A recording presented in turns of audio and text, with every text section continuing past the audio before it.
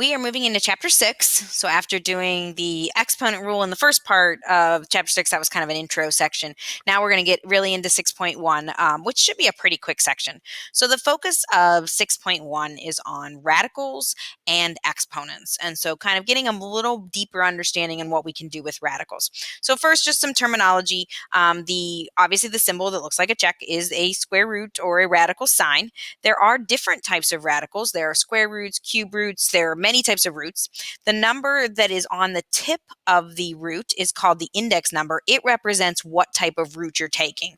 So if it's a cube root, you'll see a little 3 there. If it's a fourth root, you'll see a little 4 there.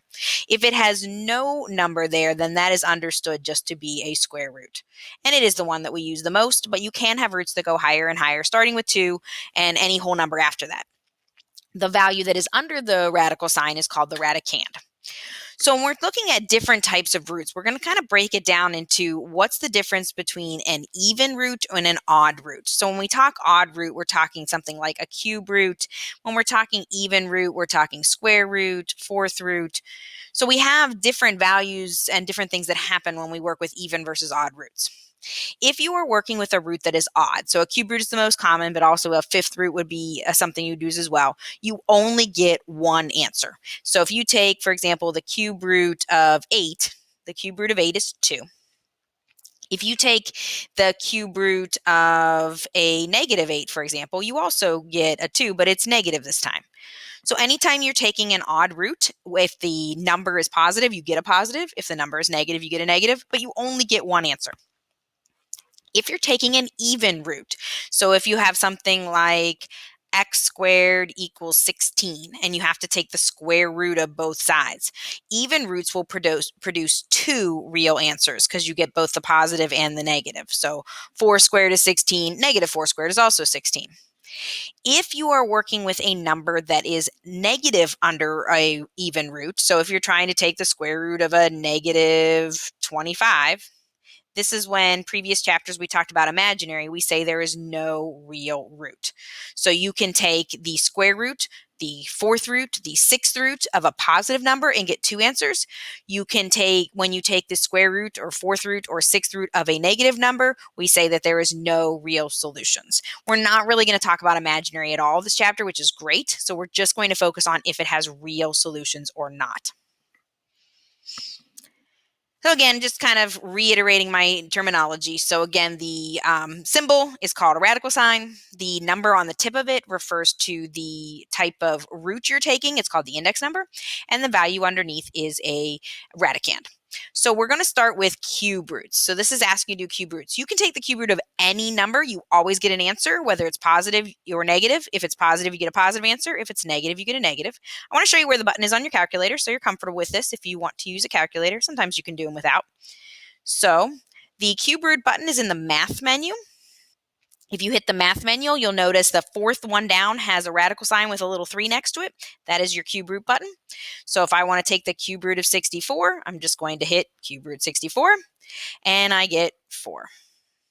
If I want to work with a fraction and I don't want to mess around with decimals, I'm going to do the top and bottom separately. So I'm going to take the cube root of the top number and then the cube root of the bottom number. That is the fastest way to deal with a fraction and not have to mess around with decimals. The cube root of 1 is 1 and the cube root of 8 is 2.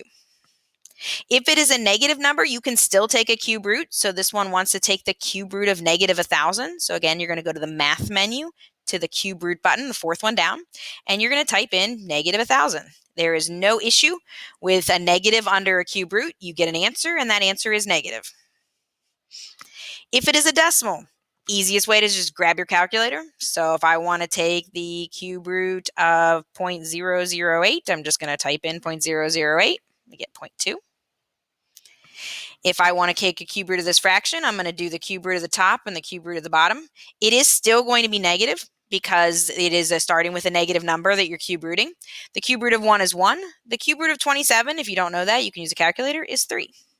So cube roots are really quick, and you always have a calculator as a backup if it's a number that you don't know the cube root of.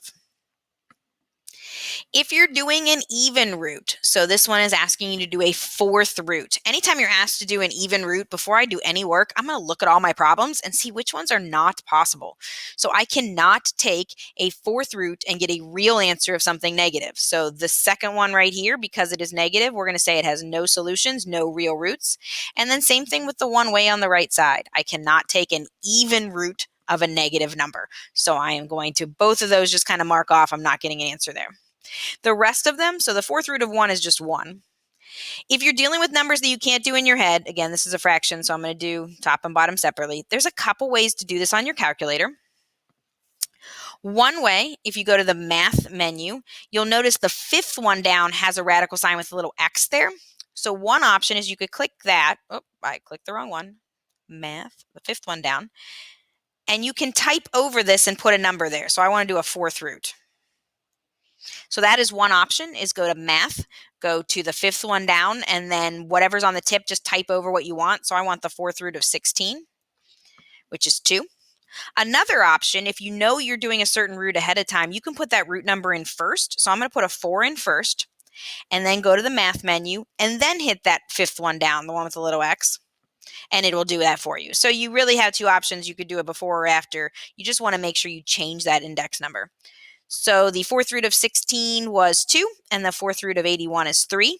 Now, because it is a positive number, you actually get plus or minus 2/3. I should have put that over for this one as well. This one should have been plus or minus. Again, because it's a fourth root, we actually have a positive root. We call that the principal root, the one we use the most often, and we also have the negative root.